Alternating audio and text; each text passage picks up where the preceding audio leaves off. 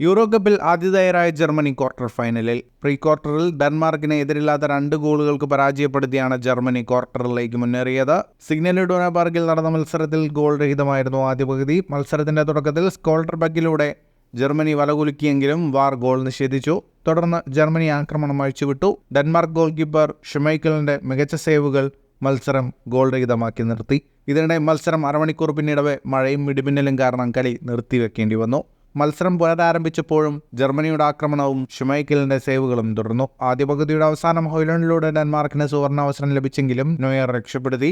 രണ്ടാം പകുതിയുടെ തുടക്കത്തിൽ ആൻഡേഴ്സണിലൂടെ ഡെൻമാർക്ക് വലകുലുക്കിയെങ്കിലും വാർ ഓഫ്സൈഡിനെ തുടർന്ന് ഗോൾ നിഷേധിച്ചു. പിന്നാലെ വാർ പരിശോധനയിലൂടെ ജർമ്മനിക്ക് അനുകൂലമായി പെനാൽറ്റി ലഭിച്ചു. റോബിൻ്റെ ക്രോസിൽ ആൻഡേഴ്സന്റെ ഹാൻഡിനെ തുടർന്നായിരുന്നു നടപടി. പെനാൽറ്റി ലക്ഷ്യത്തിലെത്തിച്ചുകൊണ്ട് കായ് ഹവേർട്സ് ജർമ്മനിക്ക് ലീഡ് നൽകി. 68-ാം മിനിറ്റിൽ മുസിയാലയിലൂടെ ജർമ്മനി 2ാം ഗോളും നേടി വിജയം ഉറപ്പിച്ചു. ഇതിനുശേഷവും നിരവധി അവസരങ്ങൾ ജർമ്മനി സൃഷ്ടിച്ചെങ്കിലും ഷുമൈക്കലിന്റെ സേവുകൾ കൂടുതൽ ഗോൾ വഴങ്ങുന്നതിൽ നിന്ന് ഡെൻമാർക്കിനെ തടഞ്ഞു.